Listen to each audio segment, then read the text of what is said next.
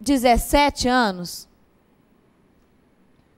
Se eu fosse olhar o tempo dela de serviço, ela só tem 10 mais 17, 27 anos de TS, tempo de serviço. Mas acontece que ela vai contribuir durante o tempo de serviço, todo o tempo de serviço é tempo de contribuição, e ela pode, durante o afastamento, continuar contribuindo. Então, o tempo de contribuição dela será de 30 anos, tempo de contribuição, tá? Tempo de contribuição é diferente de tempo de serviço. Todo tempo trabalhado é tempo contribuído, mas às vezes ela vai contribuir além do tempo trabalhado. Então, por isso é que a aposentadoria por tempo de contribuição é diferente da outra. Ah, professor, o Estado não recolheu a contribuição dessa servidora. Então, ela dançou, porque ela tem tempo de serviço, mas não tem de contribuição, tá? Então, tem que ter a contribuição para aposentar. Vamos voltar lá na nossa tela, então. 60 anos de idade e 35 de contribuição, a letra A é o que a gente chama de aposentadoria integral. Ou seja, nesta data, você paga para a pessoa o total da média que ela tem direito. A aposentadoria na letra A é a aposentadoria chamada de integral ou pelo duplo critério, idade e contribuição. Mas, às vezes, o servidor não vai chegar a fazer aquele tempo todo de contribuição. Neste caso, a Constituição autoriza a aposentadoria que a gente chama de proporcional para o servidor público. Essa aposentadoria proporcional ou simplesmente aposentadoria por idade, ela vai ocorrer aos 65 anos de idade para o homem e aos 60 anos de idade para a mulher. Aquele finalzinho ali, ó, com proventos proporcionais ao tempo de contribuição, refere-se à letra B, tá? Se, com 65 anos de idade, 60 anos, mulher, homem ou mulher, o benefício é proporcional, significa-se que na letra A ele é integral, tá bem? Então, essas são as regras de aposentadoria. É importante saber? Sim. Provavelmente, se caísse para vocês uma questão sobre o artigo 40, ela versaria sobre este parágrafo primeiro. Vem lá. Fulano de tal, servidor do TRE, tem 30 anos de contribuição e 60 anos de idade. Ele pode se aposentar? Não, não pode, porque para o homem é 35 de contribuição. Você vai ter que interpretar em cima desses dados. Além dessa aposentadoria prevista no parágrafo 1º dessas regras, nós temos mais 2 parágrafos que vão falar de regras de aposentadoria, que é o parágrafo 4º e o parágrafo 5º. Então, vamos dar uma olhada neles de uma vez, antes de vermos os outros parágrafos do artigo 40. Olha aí o que diz o parágrafo 4º. Ele diz que é proibido adotar outros critérios que não aqueles previstos lá no parágrafo 1º da Constituição, a não ser que, vejam aí, a não ser que, nos termos de leis complementares, lei complementar, é importante grifar a palavra complementar? É, né? Isso sempre é pegadinha de concurso. Se você encontrar lá lei ordinária, acabou de encontrar uma questão falsa. Então, lei complementar pode definir aposentadoria especial para portadores de deficiência, pessoas, servidores que exerçam atividade de risco, como os policiais, por exemplo, ou cujas atividades sejam exercidas sob condições especiais que vão prejudicar a saúde ou a própria integridade do servidor. Então, aquele que opera raio-x, aquele outro que mexe com algum material químico perigoso, né? Ou aquele lá que tem atividade de risco, ou o portador de uma deficiência, poderá ter uma aposentadoria antes desse prazo previsto aqui, ó, antes da previsão do parágrafo 1º. Mas para isso acontecer, eu tenho que ter lei complementar prevendo. A Polícia Civil do Estado de Minas Gerais, se o Estado quiser dar a eles uma aposentadoria para homens antes dos 60 anos de idade, para mulher antes dos 55 anos de idade. Lei complementar aprovada pela Assembleia Legislativa do Estado de Minas Gerais com essa previsão. Aí, para a Polícia Rodoviária Federal, lei federal prevendo essa possibilidade. Então, para cada caso, uma lei complementar. Por isso que elas estão aí no plural, tá bem? Agora, a própria Constituição da República já estabeleceu no parágrafo 5º um tipo de aposentadoria especial. Vou até aproveitar o grifo lá, que já foi no lugar certo. Olha o que diz o parágrafo 5º. Os requisitos de idade e de tempo de contribuição serão reduzidos em, grifo aí, 5 anos. Em relação ao disposto no parágrafo 1º, inciso 3, a linha A. Olha o que é o parágrafo 1º. Parágrafo 1º, a regra geral. Inciso 3, a voluntária. A linha A, aposentadoria integral. Então, em relação a esses dados aí, eu vou acabar de marcar aqui, depois volto lá. A professora ou professor poderão se aposentar com 55 anos de idade o homem e 30 anos de contribuição, ou a mulher com 50 anos de idade e 25 de sala de aula. Essa é a previsão para a aposentadoria de um professor que a gente vai ver lá tenha trabalhado exclusivamente no ensino infantil, fundamental e médio. Professor universitário não tem aposentadoria especial. Isso não é pelo fato de ele ser professor, é pelo fato de trabalhar com criança e adolescente, que ele será recompensado com um descanso antes dos outros servidores, tá? Então, o professor ou a professora do ensino infantil, fundamental e médio, que tiver ficado, a mulher, ó, esses 25 anos na sala de aula, ou o homem os 30 anos na sala de aula, vai ter direito de se aposentar antes dos demais servidores. Então, fazendo esse compromisso aí, né, de cumprir esse tempo, com esse aqui, ele vai poder se aposentar antes. Essa aposentadoria especial, prevista aí, pode manter aí na tela, prevista aí no artigo 40, parágrafo 5º, é compatível com o parágrafo 4º, tá? Então, nós temos as regras do parágrafo 1º, a aposentadoria especial do professor no parágrafo 5º, e o parágrafo 4º que vai dizer, tirando esses dois aí, você só pode ter aposentadoria especial nos termos de lei complementar para aqueles casos de portador de deficiência, o que exerce atividade de risco ou o que vai ter atividade que prejudique a integridade física. Tudo bem? Se eu voltar lá no parágrafo 5º para a gente terminar a leitura dele. Então, ficou aí, ó.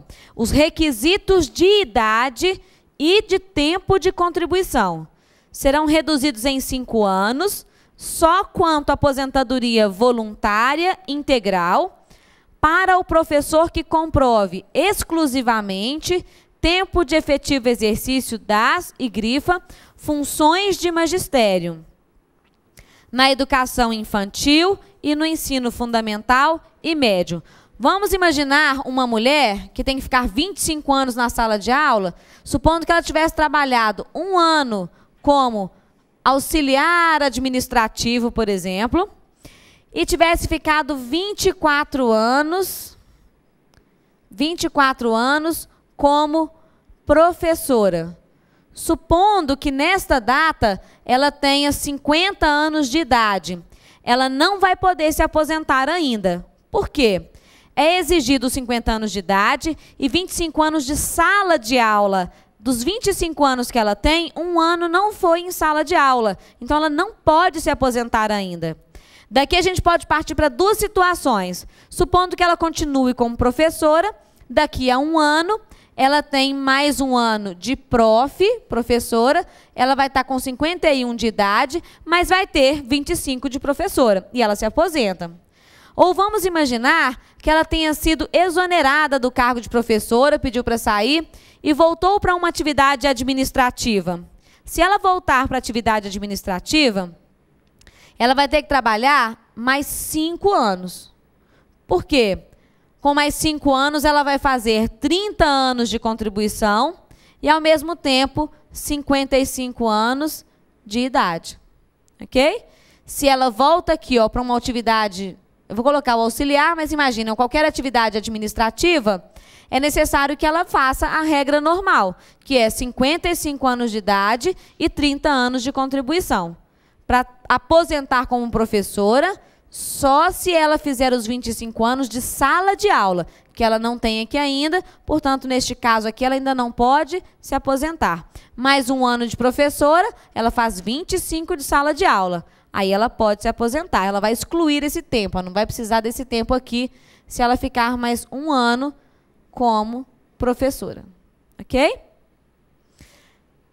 Bom, essas regras de aposentadoria devem ser estudadas, tá? Na verdade, você pode fazer um quadrinho, de vez em quando olhar, guardar, porque elas vão ser importantes para questões de prova de concurso. Até pouco tempo que eu digo 2006, não estavam caindo em prova de concurso nada sobre o artigo 40. 2007 para cá começou a cair bastante, justamente porque já amadureceu o entendimento sobre doutrinário, jurisprudencial sobre este assunto, tá? Quando saiu a emenda 41 em 2003, ou mesmo a 47 em 2005, você não via questão sobre aposentadoria nos concursos. Agora, já cansados de tanto colocar acumulação de cargos, prazo de validade de concurso, vocês vão começar a encontrar questões sobre aposentadoria nas provas. Além desses parágrafos 1º, 4º e 5º, vamos ver agora na ordem certa os demais dispositivos. Começando pelo parágrafo 2º e 3º, que eu pulei. Voltando lá, então.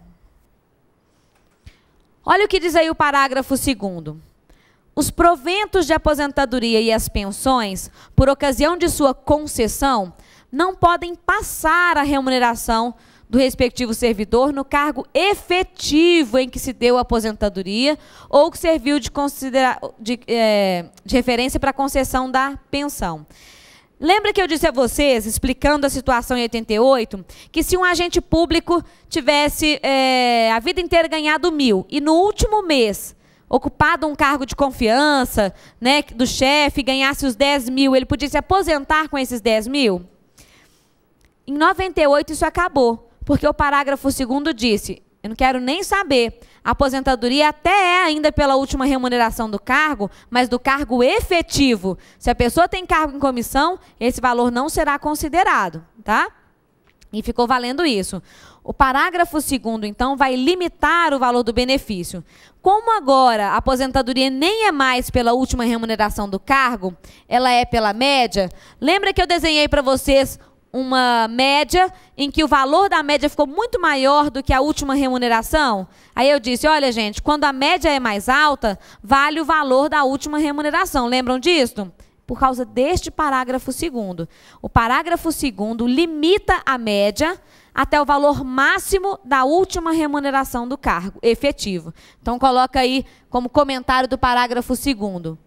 Limita, o parágrafo 2º limita a média, então a média do seu período contributivo, o valor da média, até o valor máximo da remuneração do cargo efetivo.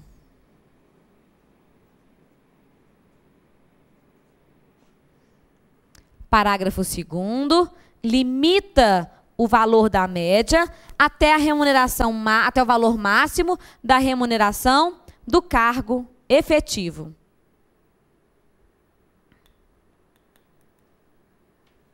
Não, professora, aquela chata. Ah, isso passa, gente, vocês vão ver. Daqui a pouquinho vocês passam no concurso, vocês nunca mais vão ler isso, viu? Vocês vão sobreviver bravamente. Alguém com sono? Por que não trouxe uma garrafinha de café hoje? Olha o próximo parágrafo importante aí que eu pulei, né? Parágrafo 3º. O parágrafo 3º diz que, para o cálculo dos proventos de aposentadoria, por ocasião de sua concessão, vamos considerar as remunerações que serviram de base para a contribuição do agente público, seja essa contribuição no regime próprio, seja no regime geral. Então, o parágrafo 3º, na verdade, ele está explicando como que é feita a média, tá? A antiga redação do parágrafo 3º vinha assim, ó, para cálculo dos proventos de aposentadoria por ocasião de sua concessão, será considerada a última remuneração do cargo. Então, era o parágrafo 3º que a gente chamava de integralidade. Ele é que dizia que se ia aposentar pela última remuneração. Quando trocou daqui para frente, ó, Não é mais a última remuneração, agora vão ser todas as remunerações que você teve durante todo o seu período contributivo. Então, esse parágrafo terceiro vai ter um apelido para a gente. Nós vamos escrever nele assim, ó, fim da integralidade. Porque mesmo, professora, eu cochilei, não prestei atenção, porque era neste dispositivo, neste parágrafo terceiro, que a gente dizia que a aposentadoria era pela última remuneração do cargo. Como agora não diz mais isso, nós temos que a aposentadoria é pela média. Portanto, acabou, fim do direito à aposentadoria pela integralidade. E lembra que o parágrafo primeiro dizia assim: o servidor público vai se aposentar com essas regras, observado o disposto no parágrafo 3º e 17. Eu já trouxe o 17 para cá, para a gente entendê-lo junto com o outro. O 17 diz que todos os valores de remuneração que nós formos considerar para o cálculo do benefício têm que ser devidamente atualizados. Eu não sei se vocês vão se lembrar de um slide da aula passada em que eu atualizava as remunerações desde 98 de um agente para depois achar a média. Foi até por isso que a média acabou saindo mais alta do que a última remuneração do cargo efetivo. Esse parágrafo 17 aí é que determina isso. Atualizar tudo primeiro para depois calcular. Essa média se chama média simples, mas na prática não é muito simples de calcular, tá? Quem trabalha com administração pública, trabalha com concessão de benefício previdenciário, primeiro tem que pegar as remunerações todas do período trabalhado. A gente não pega todas, a gente pega de julho de 94 para cá, aí depois multiplica pelo índice de correção, depois vai pegar esses valores todos, escolher as 80% maiores, ou seja, em 10 anos nós temos 120 meses. As 80% maiores remunerações vão ser as 116 maiores. Você coloca em ordem, né, decrescente, pega as 116 primeiras e soma, aí depois você divide por 116. Então, quem vai trabalhar na prática com isso, tem um trabalhão. Para vocês, não tem necessidade de saber como é feita essa conta. Você vai chamar de média e pronto, e acabou. Tá bem? Então, o servidor vai se aposentar pela média e eu sei que para o cálculo da média, os valores que eu considerar terão que ser atualizados. O sistema de previdência, gente, ele se compensa. Então, se você trabalhou um tempo no INSS, depois um tempo no município, depois um tempo no estado, depois saiu, ficou um tempo recolhendo autônomo, um tempo como facultativo, tudo isso vai ser somado para gerar um benefício de aposentadoria para você. Por isso é que vai dizendo aí, o tempo de contribuição, tanto no regime do artigo 201, quanto no regime de previdência de que trata este artigo, que é o regime próprio. Fácil demais? Tão fácil, que beleza! Vamos para o próximo. Olha o parágrafo 6º, que coisa simples ele traz.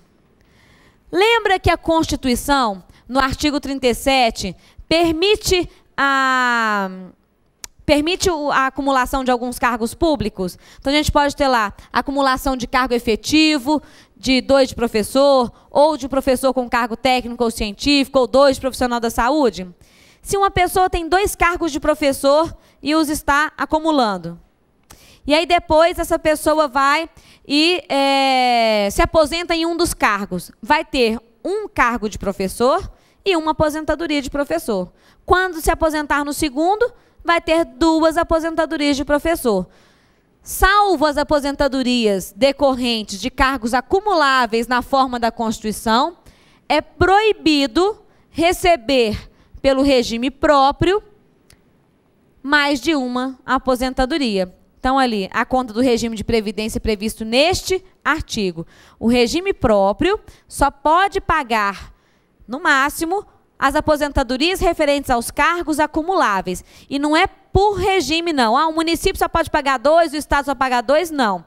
Se você já recebe um benefício de aposentadoria de cargo efetivo, federal ou estadual ou municipal, poderá ter apenas mais um em qualquer um desses entes, tá? Lembrando aqueles casos lá de professor, 2, professor com cargo técnico ou científico, ou do profissional da saúde. Fácil, fácil. Nada de difícil nessa daí. Difícil mesmo é o parágrafo 7º. Olha esse parágrafo 7º. Só para ler já é complicado, tem que ajustar a tela, caber tudo escrito aí. Esse parágrafo 7º, eu destaquei lá em cima no enunciado, ele fala da pensão por morte. Quando um servidor falece, ele deixa para a família um direito de pensão. Quem da família, professora? Os filhos menores. Isso aí não vai perguntar no concurso, tá? Porque não está escrito aí, então não cai. Os filhos menores, os filhos inválidos, independentemente da idade, o cônjuge e o companheiro, ou o companheiro, né? Cônjuge ou companheiro. E, na ausência desses, não tendo a pessoa nem filhos e nem cônjuge nem companheiro, se os pais forem dependentes econômicos desse servidor, poderão receber pensão, tá? E aí a nossa pergunta é, qual o valor nós vamos pagar para esse pensionista? Quanto que ele vai deixar para a família? Guardem o que era a regra anterior, antes de verem aí o parágrafo 7º. Vamos dar uma... Tira da tela lá, Caio, senão o pessoal vai ficar lendo antes da hora.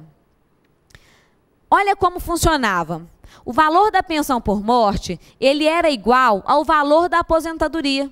Olha que prático, que fácil de calcular. O setor de RH verificava que um servidor tinha falecido e que deixou lá o cônjuge como pensionista. Então, eles iam verificar lá. Já é aposentado? É. Esse servidor ganhava R$1.000 de proventos. Apaga a palavra proventos no contra-cheque, escreve pensão e está lá o valor do benefício calculado. Não é fácil? Valor da pensão igual ao valor da aposentadoria. Mas vamos imaginar que o servidor não tivesse se aposentado ainda, ele estava trabalhando, estava na ativa quando veio a falecer. Aí o RH tinha um trabalho duplo. Primeiro, era calcular, na data do óbito, uma possível aposentadoria.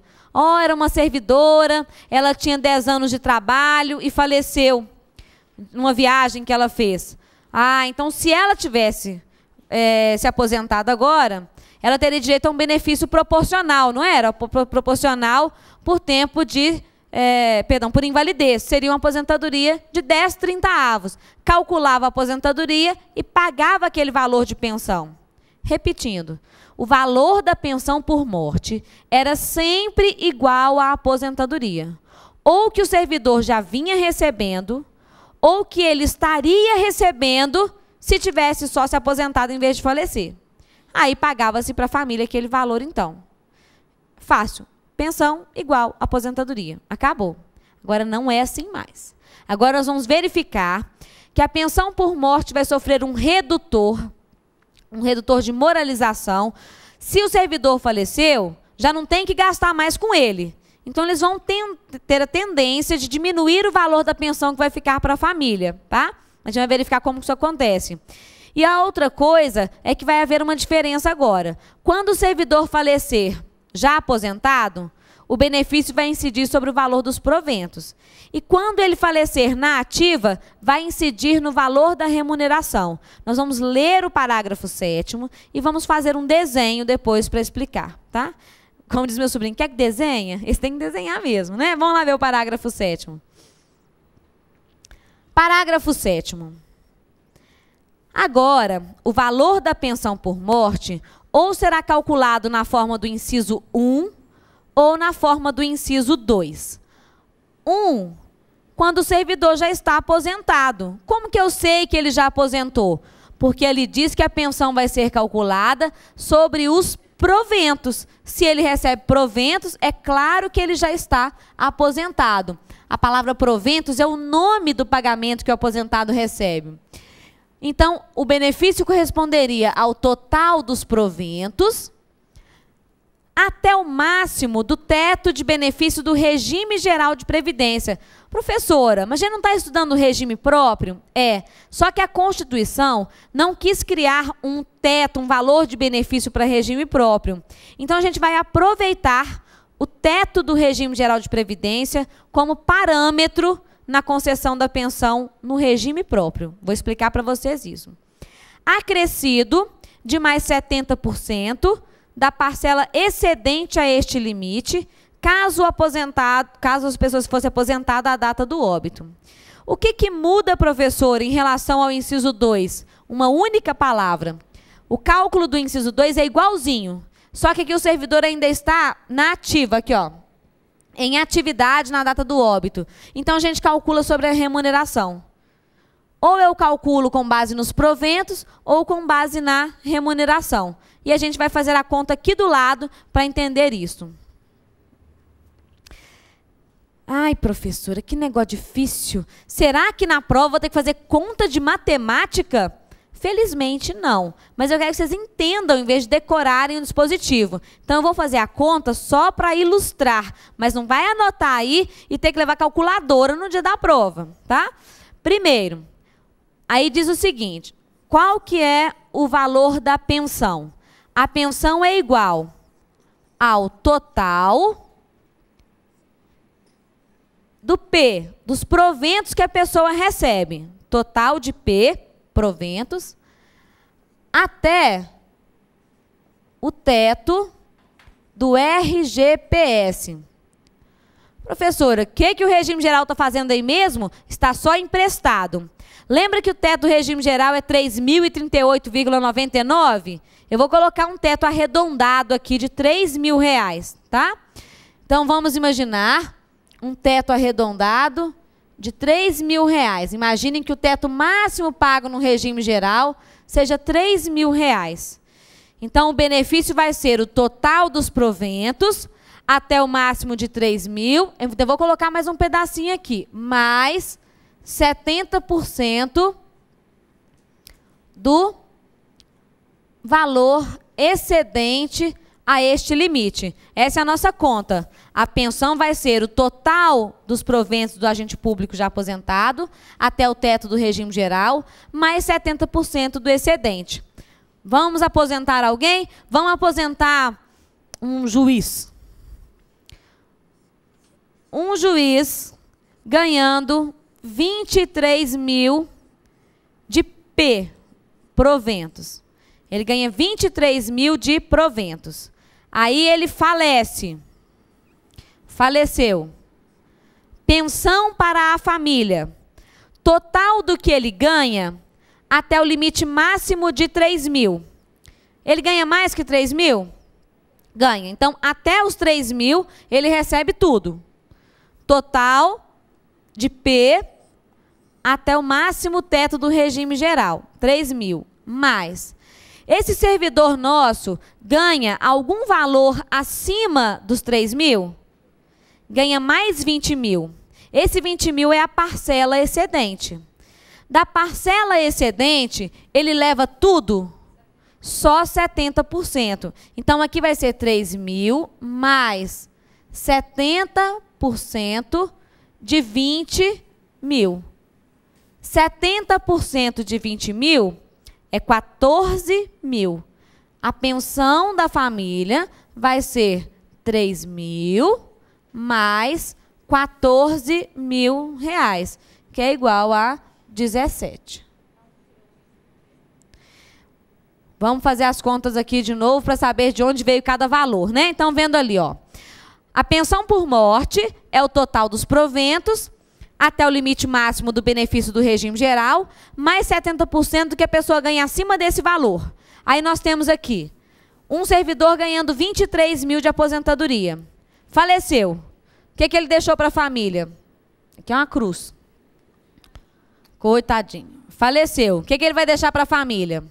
O total do que ele ganhava, mas só até o teto do regime geral de previdência. Então, até o teto eu posso pegar o valor todo, 3.000. E mais 70% do que ele ganha acima dos 3.000. Como esse nosso agente ganha R$23.000, acima dos 3 ele ainda ganha 20. Então, eu tenho que pegar mais 70% dos 20.000 que ele ganha a mais. 2 vezes 7, 14. 14.000 é a parcela excedente. 3.000 mais 70% de 20.000, igual a 17.000, que é o valor da pensão por morte que vai ficar para os seus familiares. Esse aí perdeu